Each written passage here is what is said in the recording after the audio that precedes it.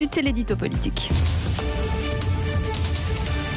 Et c'est avec Thierry Garrier. Bonjour Thierry. Bonjour Cécile, bonjour Patrick, bonjour à tous. Alors Thierry, vous revenez sur le défi majeur auquel est confronté l'un des personnages clés du gouvernement. C'est le ministre de l'Intérieur, Gérald Darmanin, notamment après ces violences contre les policiers de Champigny ce week-end et puis la semaine dernière à Herblay et bien d'autres. L'agression contre les deux policiers la semaine dernière, en effet. Gérald Darmanin, c'est une des pièces maîtresses du dispositif politique mis en place par Emmanuel Macron cet été pour relancer son quinquennat avec la nomination de Jean Castex à Matignon. Le président de la République a fait un pari risqué en installant Place Beauvau à la tête de la police. Cet élu du Nord, ce ch'ti venu de la droite, car même politicien expérimenté, aujourd'hui, il est encore très jeune. Imaginez-vous que Gérald Darmanin a eu 38 ans hier. Et pour son anniversaire, le tout neuf ministre de l'Intérieur est donc confronté plus que jamais à ce qui est perçu par l'opinion comme une véritable accélération de la violence en France, doublée du sentiment que les voyous et tous ceux qui sèment le désordre dans le pays le font de plus en plus dans l'impunité.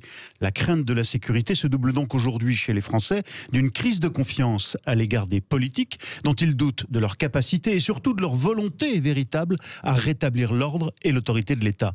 C'est ça le double défi politique auquel est confronté Darmanin, non seulement assurer la sécurité des Français, mais aussi et surtout les convaincre qu'il met le paquet pour ça. Oui, en tout cas, Gérald Darmanin s'inspire grandement de son illustre prédécesseur au ministère de l'Intérieur dans les années 2000. Je veux parler de Nicolas Sarkozy. Sarkozy qui a été son mentor, en effet, présence sur le terrain systématique lui aussi pour soutenir les policiers, comme hier soir, volonté sans complexe de nommer l'adversaire et le malaise, en parlant très vite d'ensauvagement. Vous savez, dès qu'il a été nommé, ensauvagement de la société, il a volontairement lancé cette polémique pour montrer qu'il ne niait pas la réalité. Et puis surtout, ce qu'on sait moins, c'est que le nouveau premier flic de France a donné tout de suite des instructions très fermes au préfet, dont le préfet de police de Paris, de la région parisienne, pour frapper plus fort et ne rien laisser passer dans les fameux QRR, les quartiers de reconquête républicaine, comme il les a nommés. Le quartier de Champigny-sur-Marne, où le commissariat a été attaqué au feu d'artifice, c'est un de ces QRR. Il a été attaqué en représailles à la gêne suscitée par l'action de la police au sein des trafics locaux, et c'est pour ça qu'une quarantaine de voyous a voulu mener cette opération d'intimidation. L'affaire du jeune blessé en tombant de son scooter parce qu'il refusait d'obéir aux policiers, c'est qu'un prétexte pour essayer de justifier ce déchaînement de violence.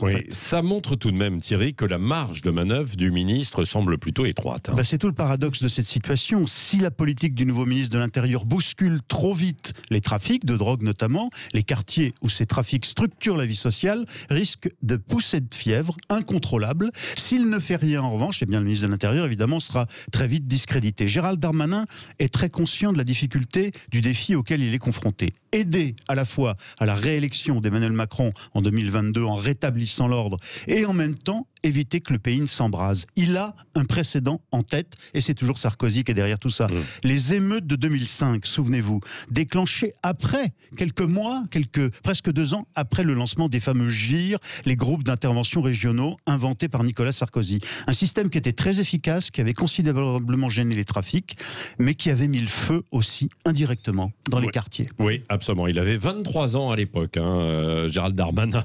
Non mais il était quand même tout jeune. Vous avez fait le calcul. Oui, non mais c'est vrai, il était encore étudiant. Merci Thierry Garrier, on y reviendra dans le petit déjeuner de l'actualité tout à l'heure, justement à 9h moins le quart, et nous aurons également avec nous un policier, un représentant des policiers qui sera en direct avec nous sur Sud Radio. Restez avec nous, bienvenue, c'est le Grand Matin Sud Radio, c'est lundi 7h27.